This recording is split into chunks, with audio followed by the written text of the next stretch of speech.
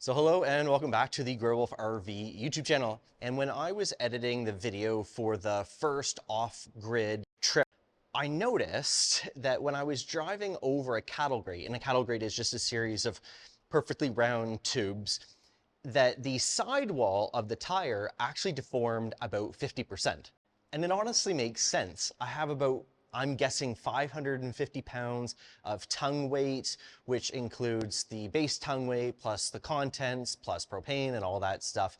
I also had, gosh, 120 liters of fuel in the bed, and on other trips I would have camp firewood and camp accessories like the Ukiah fire pit, and gosh, I'm probably knocking on the door of like 750 plus pounds of actual weight over that rear axle. So that got me to thinking that maybe what I should do is invest in a wheel and tire combination with a taller sidewall so that if I am, or not if, when we are driving over these objects, that we don't end up damaging the actual, or worse, cracking the wheel or pinch flatting or cutting a sidewall, etc. on the tire itself. Now, as much as I love these Defender LTX tires, and hand to heart, they are actually the best tires I've owned to date, was looking for some new tires with perhaps a bit more of an aggressive tread pattern and that taller sidewall. And, well, let me just get it.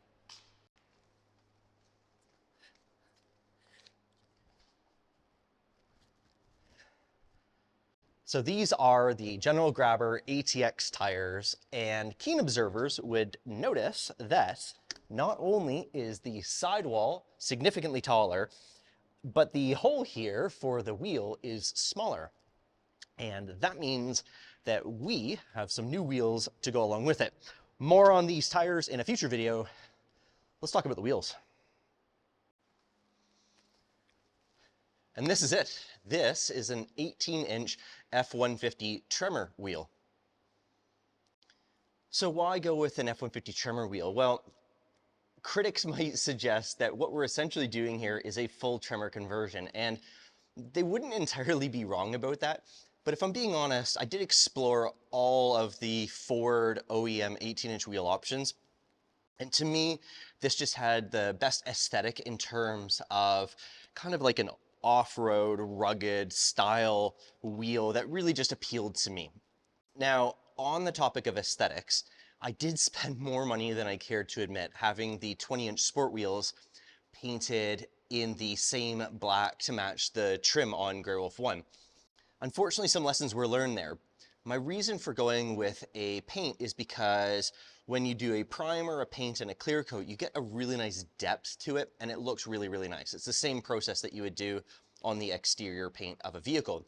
However, with all the gravel roads we were driving down, on the leading face of those spokes, we ended up developing a lot of rock chips that went straight through down to the primer. That's obviously not good. Now, the alternative has always been powder coating, but the downside with powder coating is it's historically been like a single stage process where you spray the powder and maybe you can get like a gloss version or a high gloss version, but it just lacks that depth that you get with a paint. However, about 4 to 6 months ago, I actually learned about a new process, and yeah, we're gonna grab this wheel here and head down to see our friends at Blackbox Customs because it is very much gray, but it's not gonna stay that way for too long. So let's go do that now.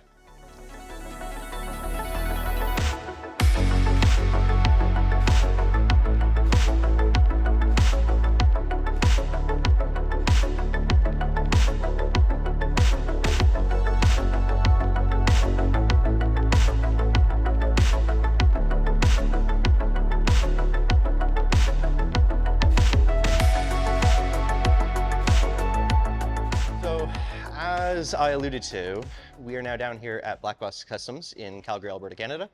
And this is Jay, and we were just having a chat off camera in terms of like the history of what we're going to be doing here today, which is, I guess I'll spill the beans.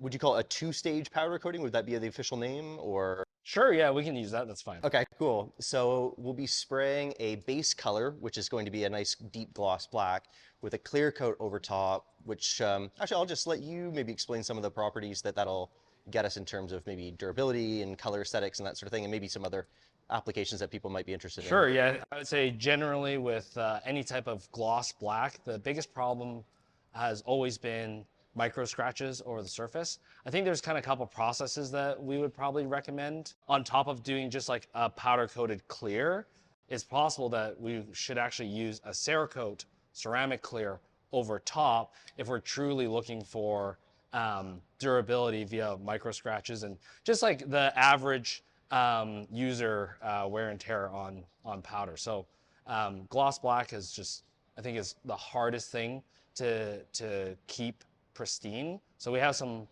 solutions for that.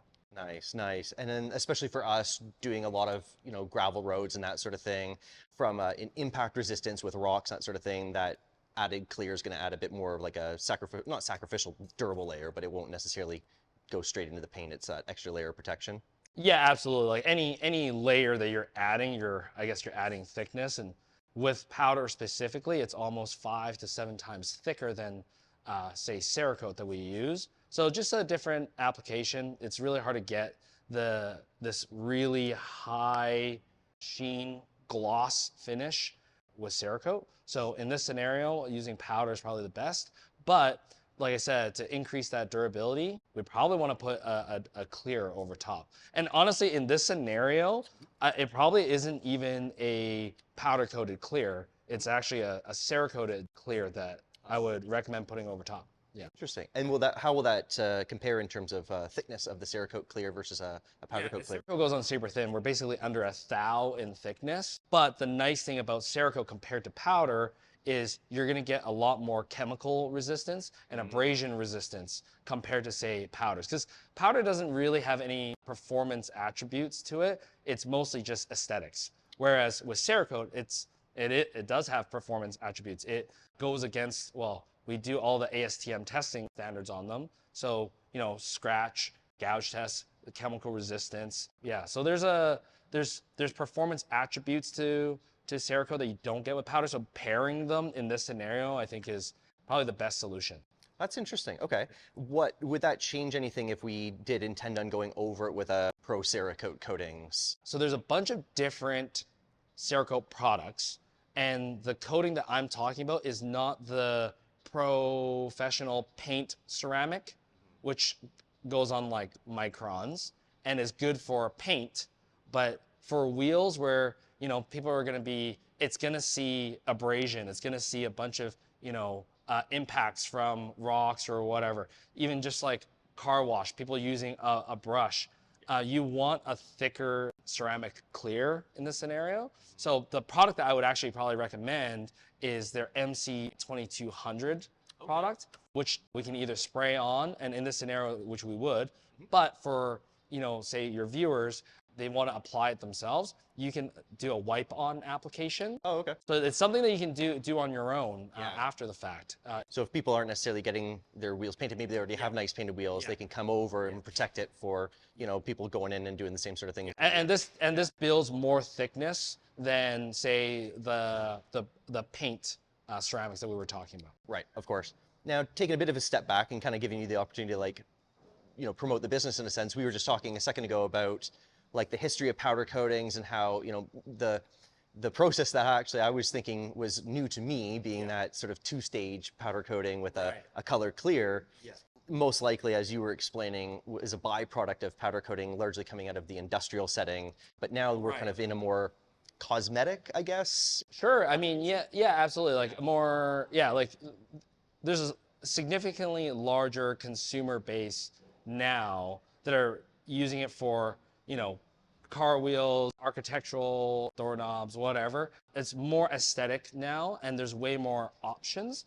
But like we were kind of talking about before, the question was really why haven't we seen more color options in the past compared to what seems to be available now? And really the short answer for me is the vast majority of powder coating facilities in the past only really service really large industrial clients, and they would generally only stock a very limited color variety, and it would kind of be like the easiest powders for them to apply on an industrial large scale. Yeah. Whereas for us, we apply prismatic powders, which has like 6,500 different colors available. And because of that, you start getting into some of the powders that are a little bit potentially more complex for applicators to apply, but it gives you that variety of color choices, right? You get some really vibrant options, you get some super deep metallics, you get some chromes, you get stuff that I think the vast majority of industrial shops wouldn't generally stock. That's So, fair. yeah. Cool. So in front of us, we have color swatch. You've got one pulled out already that you're sort of thinking, I guess? Right. So this is like I said, prismatic powders has 6,500 colors. Yeah. We don't have 6,500 swatches here, but we do have a pretty large, selection of the chips. And this is kind of some of the gloss black options. Some of the, I know, that's too funny. Right, exactly. And I know that you kind of did a little bit of research on your own, Sure, I and did. it sounded like you were kind of leaning towards ink black being the gloss that you were looking for. So on this swatch set, we have ink black plus some other options just in case you you change your mind. But For sure. Well, maybe if it's okay, can we pop out to the vehicle and just do a side by side and yeah, see how that matches up? yeah, absolutely. All right, let's do it. Perfect. No, I'm just kidding. Yeah. Yeah, ink black I feel like is probably the best option. And any gloss black in general is gonna be hard to do a match on. It's yeah, it's surprising how many variant shades of black there are. And honestly, I honestly think that the ink black is, because I know that based on the conversations you've already had with prismatic powders, I would probably say that this is they're absolutely right that this is probably the best match. And like I said, even on the swatch, just us handling it, you're already kind of putting some micro scratches in it. Right. And that's where, like I said, if we put that clear over top, that's really gonna prevent that from happening. So, yeah.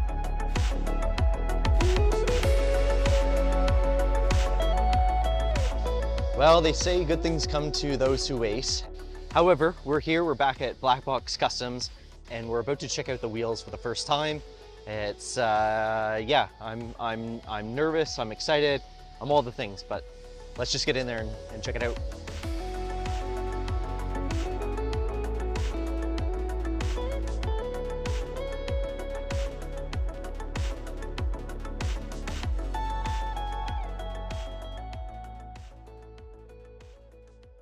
And here they are, all mounted up. So I'm gonna bring you in nice up and close, and I'm gonna tell you exactly what we did, because we did some cool things here. And yeah, let's just get into it. So the base color that we went with is called ink black, and that is a standard prismatic powder color. But one of the things that I really wanted to achieve on this is a really like a high depth or visual depth to the actual color itself, instead of just looking like what I feel is sometimes very single stage looking paint, because, well, that is effectively what powder coating is. So what we ended up doing here was the ink black base, then they came back and they added a clear powder coat, and then the third step was a Cerakote, which is the 2200. I'll put it at the bottom of the screen. The reason for that is the clear coat is going to give you that visual depth, and also a bit of like sacrificial layer should the inevitable happen and this gets scuffed or nicked by a rock or whatever. But the Cerakote is actually what's going to add that extra durability to it, where the paint, whether that's the ink black or the clear, paint is not designed to be abrasion resistant, but the Cerakote is. It's just the Cerakote is only microns thick, so it can only handle so much. What is nice about the Cerakote though being on here is that because it's black, just normal washing and wear and tear, all the micro scratches that would happen just like on a clear coat on a vehicle is going to result in this looking really hazy. But even though that Cerakote is only microns thin, that's going to help resist a lot of those little micro scratches. The long and short is that this should be looking this good for a much longer time than just powder coat alone.